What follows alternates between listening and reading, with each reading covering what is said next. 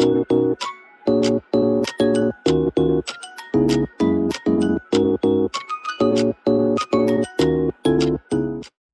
welcome back to Old Soul Podcast. My name is Bree, that's spelled B-R-E-I. Thank you so much. Today's film commentary is about the film The Devil Wears Prada.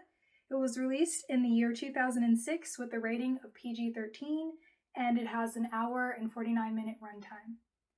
The director of this film is David Frankel. So, I watched The Devil Wears Prada again. I've seen it a lot, but I think this is the first time that I've watched it as an adult. And I remember the overall or otherwise overarching theme, but basically, like I always do, I'm going to summarize / make commentary about the film and sort of pinpoint things that I loved, hated, just to create conversation, and we'll do as we usually do. So, the film is basically about this character named Andy, who recently graduated and got her degree in journalism. But after college, the thing that a lot of people struggle with is finding a real full-time, well-paid job.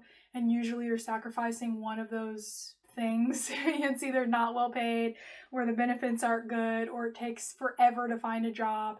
And I think it's always been a struggle, but I think it's gotten even worse as we've gone into the digital age more and more. But anyway, Andy's really smart and she wants to get into journalism. I think she got accepted into Stanford, but she went to a different school. I believe it was Northwestern or something like that in the film. It was briefly discussed with her and her father at some point in a specific scene. But anyway, Andy takes this job at this magazine called Runway, and basically, hence the word or title of like Runway. It's a fashion magazine of sorts. They do photo shoots, and her boss's name is Miranda, who is just the it girl. She's in charge. She knows tons about fashion. People fear her and respect her. Her career has been probably her life. She's the person, okay? And it's even referenced in the film or discussed that a year with Miranda will basically land you the job that you want, or any really good job. Just a year, and then Andy finds that out like right away. And I think the film actually starts with Andy going in and getting the job, but I don't think that she knew if she had the job until she showed up, and Miranda kind of looked at her like she was nothing, like she does often, which we'll get into later. And Emily, her co-worker, who's the first assistant, which just means you're like at a higher level and you don't have to do as much of the grunt work at that point. She is kind of explaining what the job is as they're going through the motions, and it's chaotic and people change when Miranda shows up, and it's all these things. And basically Andy officially lands the job as the second assistant to Miranda at this magazine by telling her that she'll work hard, and yeah, maybe she doesn't fit in, but she'll give it her all. And you know, she has an impressive resume, so she doesn't have to do that much. I mean, I'm sure the resume got her there too in the first place. But anyway, that's the start of the film. And there's something that you notice right away as a viewer, in that Andy looks down on fashion in a way that she doesn't look down on journalism. And I think that it's really easy to look down on an industry or a profession that you otherwise don't understand. And I didn't love it because although fashion and the entertainment industry in general has a lot of problems, all of them do. And it just seemed like she was going into this because she needed a job, which like isn't her fault. Capitalism is a real thing and we have to survive. But there's also tons of people, and it's said a lot by many characters, there are tons of people that would kill for this position. You should be grateful. Which to a certain extent, yeah, maybe. Because, you know, have you ever wanted a job so much that you knew someone had that didn't give a fuck about that job?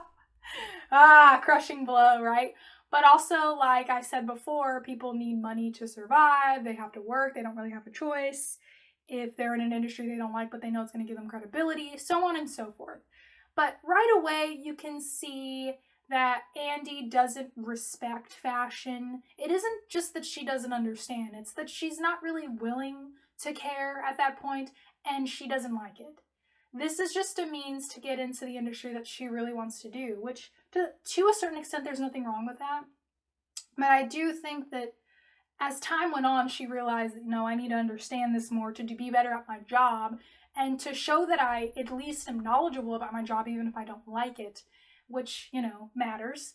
And then for her to progress on and also realize that, this pathway into journalism, what aspects of that is something that I can learn from here and other people telling her and guiding her. So just all those things. That's something that really came up to me that I thought I should talk about. And then something else that happens is that's really all-encompassing of this film is the toxic work environment. So I think, let me start with this. Miranda feels very much like any male who's in power, who owns or otherwise is a CEO or director of this big major company, who just gets respect because of who he is in his position. This is the same vibe as Miranda, except because she's a woman, you can tell that people, talk shit about her outside of just her not being the best person. But also, if she was a man, would they have cared as much if she was so rude? I don't think so. But then also, the industry that she's in, I don't think people respect creative industries as much as they try to pretend to, although many of them don't try to pretend at all. And there's something to be said about acknowledging the work that Miranda does. She even says, no one can do what I do. And I think that to a certain extent, maybe that's true. And to a certain extent, you have to be a little evil to be in certain positions. I just totally believe that, whether people do or not. So anyway, I think that Miranda is someone that, yes, you can respect. Yes, you can acknowledge that she's good at what she does. And she seems to really care for her craft. And there's something about that is just impossible to ignore. But then you'd have to discuss how she treated Andy and how she treats people in general, and when we are going to stop sort of giving people a pass for being shitty, right? So Miranda is a bitch, okay? And it works for her job in her industry in corporate, even if it is in fashion.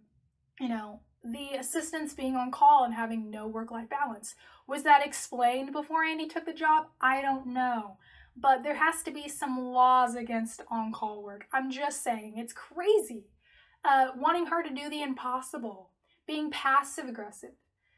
I think that emotional abuse in the workplace is so real. And knowing that your life depends on a paycheck, because you quite literally would otherwise be homeless and die, possibly, whether because you don't have enough food or the elements, so on and so forth. There is no choice, okay, in a capitalist society. You make a choice and you go hungry, that's not a choice. And so when you have really terrible bosses who, their suggestion to you is to suck it up, and be their human punching bag. Oh, God. Okay, anyway, flashbacks. Or to sort of leave this job and get a new one as if it's that easy to get a job. It's just all these things that when watching this and having had really bad bosses, even very recently, it's triggering a bit. And it feels like there's no one that's going to protect you, because I'm sure a lot of people have had instances in which they've gone to HR and HR doesn't really do anything for you, unfortunately, or you kind of relieve yourself by talking to your coworkers, but then if you work in a corporate society, you can't really trust anyone. And it's apparent in The Devil Wears Prada that everyone is out for themselves. They want to get on that ladder. So for Andy, Emily is probably the only other person, her coworker, the first assistant. But Emily is very much there because she wants to be and because she wants to grow and get on that ladder. She's not very kind to Andy. She actually bullies her and gossips about her a lot because her fashion isn't up to par until a little later in the film, which is so drastic. But also, it works for this film. And oh gosh, I don't even know anything about fashion, but the film knows what it wants to do. It executes the pacing perfectly. And I will say that the dialogue and the dynamics between Miranda and Andy are so good. The ringtone of her phone going off all the time, super inconvenience. The character development of Andy changing and evolving, but it not just being her being better, her having very low points, as we'll see and I'll get into in a minute. It's just the all around way that it's able to tie into a perfect little gift of all these elements and hand it to you perfectly. I just love it.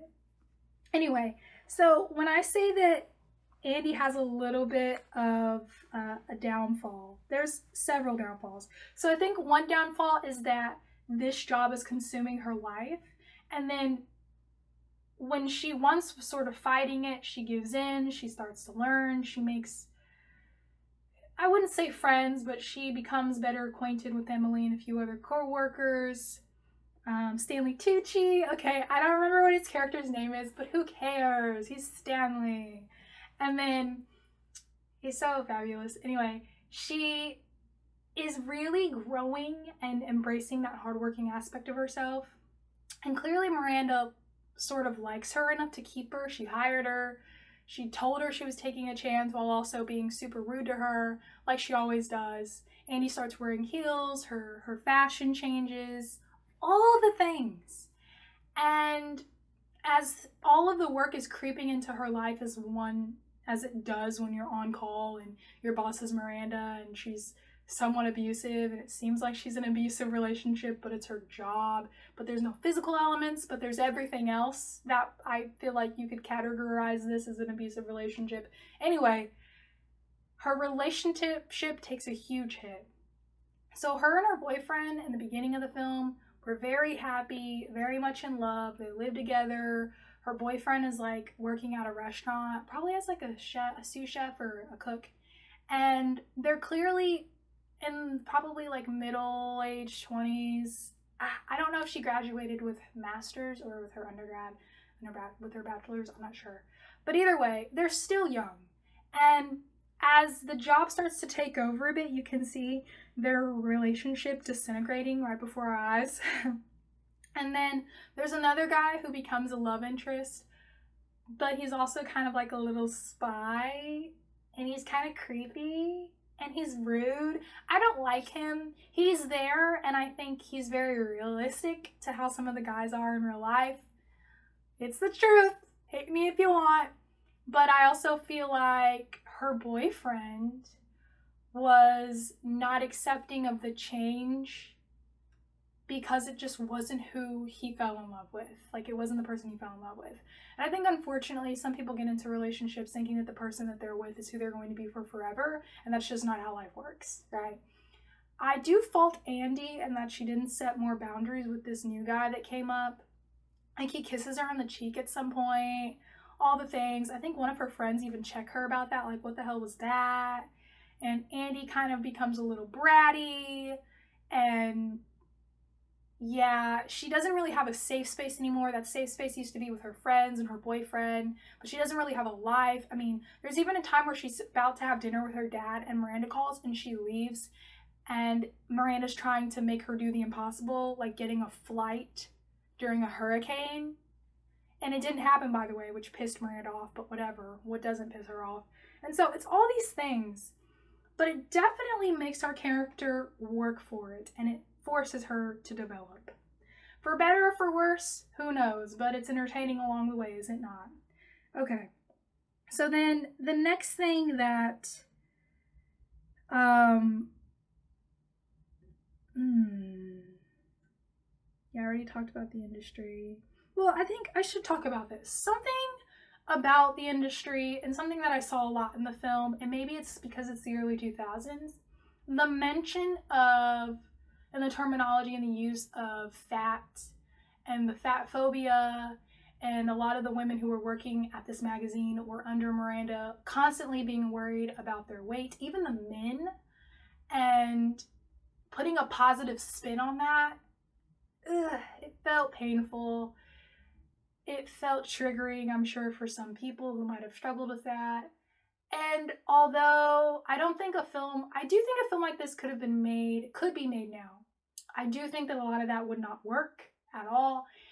And I also feel like it has to be there because it is so realistic.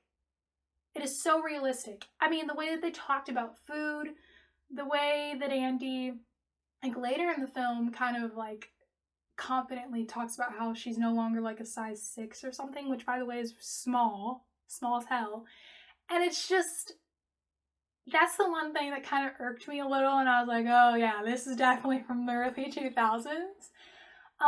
But it's realistic to the sort of slippery slope and dangers of that industry, so I thought I should point that out.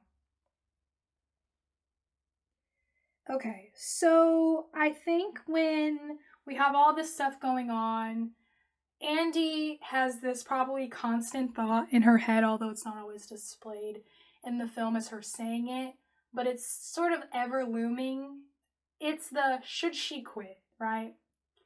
And you can tell she's mad. She has set a goal that she'll stay there for at least a year. There's at one point where she almost did quit and even told her boyfriend that she quit and then later kind of backtracked about it. Mostly, how did this start? Okay. So Andy was given Miranda's house key, which is like the golden thing that could happen to you. She's finally trusting you to drop off this book that has all the important information. And so she did. The twins kind of mess with her, the twins being Miranda's children. She's at Miranda's house. And they're like, oh yeah, Emily brings it upstairs all the time, blah, blah, blah, whatever. And so she listens and she runs into Miranda fighting or arguing with her husband. And Miranda's livid. And Andy obviously gets caught and she's trying to go back downstairs and it doesn't work and so on and so forth. So Miranda's pissed. Like, this is, don't step on this boundary, whatever, accidentally or not, it's a no. And ultimately, Miranda passive-aggressively is like, I want to fire you, I'm going to fire you, but instead of saying that I'm going to fire you, I'm going to give you an impossible task. Please get me the unpublished Harry Potter book, the next installment or into the book series. And obviously Andy doesn't have that. So she calls, makes tons of calls, running around frantically. That's when she tells her boyfriend she's going to quit, like, and she gives up. And then one of the guys who becomes one of her love interests, I suppose, later, yes and no, he ends up coming through for her and he rubs that in for the rest of the film, by the way. He's a douche.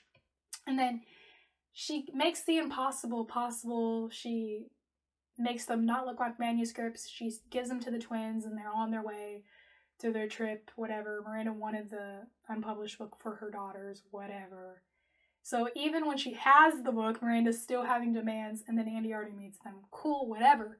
But it's just to say that it felt like how often passive-aggressive or crazy-ass bosses are, where they want the impossible and they know you can't do it. So, hey, yeah, do this for me. Okay, whatever. But anyway, there's another time where I think it's really pushed is when Andy is sort of promoted, not in just that she got Miranda's house key or that she is called by her real name instead of this name that isn't her name, which is Emily, which is not her name, but it's her coworker's name. And she gets promoted to go to Paris because Emily is sick and Miranda is annoyed by that, but also I don't know that Miranda wouldn't have done this anyway. And basically demotes Emily to like second assistant by throwing her purse and her coat on Emily's desk, which is what she used to do to Andy, which sort of, you know, again, these actions that she does to tell you things without telling you. These requests that she has without giving you any detail. You figure it out. It's crazy. It's annoying. And you can tell that Andy is struggling with it, but she still ends up going to Paris, which Emily is livid about. I think Emily gets in some accident, like a car hits her or nearly hits her. And so she wouldn't have been able to go anyway, I suppose, and she was kind of already sick. But she's pissed at Andy, and Andy does seem to feel bad, but she still goes to Paris, so she might not feel that bad. Again, where her relationship, where I feel like she wasn't making it clear, you know, she had a boyfriend, but then also was like, oh yeah, there's definitely some aspects of Andy that it's like, oh girl, I want to root for you, but I can't root for you right now. And I think ultimately Paris, or slightly after Paris, is the defining moment for Andy. You know, she finds out that Miranda's going to get fired, but she's not seeing it coming. But Miranda did see it coming, and this other lady in fashion who Miranda hates is supposed to be taking her job, but it doesn't end up happening. And Stanley's character is supposed to take the job that Miranda ends up putting that other lady in by going to her boss who's trying to replace her. It's a whole thing. But ultimately, she stabs people in the back to protect herself, which she would do again and again, probably always has done. And, you know, characters like Stanley's character, he says, you know, it just wasn't my time, it'll come. And Andy's like, are you sure? And slowly she's realizing, like, this is just not the life that I want. Like, I knew this before, but I know it definitely now. And then, like, that temporary lover that she had, you know, he was supposed to be writing for the magazine that this other lady was going to get promoted when she took Miranda's job, but then that didn't happen, so he got fucked over, I'm pretty sure. It's just all the things. And either way, there's this great moment that ultimately ends the film where Andy and Miranda are in the car, and Andy is still shocked by how Stanley got stabbed in the back because she likes Stanley's character. And Miranda basically says, like I said before, you know, no one can do my job, blah, blah, blah. And everyone wants to be us, Andy. In fact, I see you and me. In one way or another, she's saying that. And Andy kind of, you can tell that there's like a light switch. Like, oh my God, I am becoming like you. I don't want to do this. I don't want to be you. And Miranda walks all elegant and, you know, soiree, happy, whatever. She's the shit, the it girl, right? Out of the car, toward the cameras. They're all waiting for her. She's about to go inside for whatever other event they have in Paris. Andy watches her, and then as the car drives off, she turns her back and she walks away. And Miranda calls her, like, where are you? And Andy laughs and throws the phone in the nearby fountain. Iconic. Okay, and then later, Andy's looking for new jobs, specifically in journalism, like she wanted. She learned a lot. I think she acknowledged that there's something she learned about herself that she didn't know that she would care about, like fashion, so on and so forth. But mostly there were things that she didn't love, and that's why she left. And God was at a moment.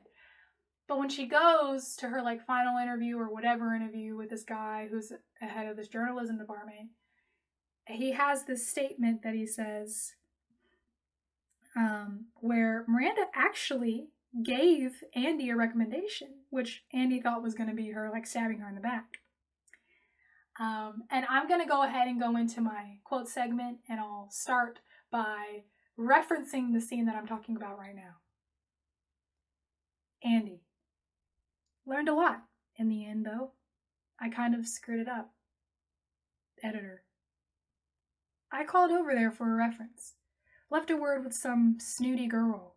Next thing you know, I got a fax from Miranda Priestly's herself, saying that of all the assistants she's ever had, you were by far her biggest disappointment. And if I don't hire you, I am an idiot. You must have done something right. Iconic. Passive aggressive, but iconic. Okay, and the final quote of the day.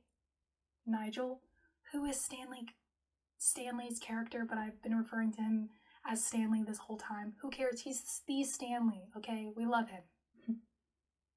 Let me know when your whole life goes up in smoke. Means it's time for a promotion. Okay, thank you for listening to me ramble and make commentary about this great film. It was lovely. Watching it as an adult was so validating and also slightly triggering. I hope you enjoy, and I hope you come back. Thanks. Bye.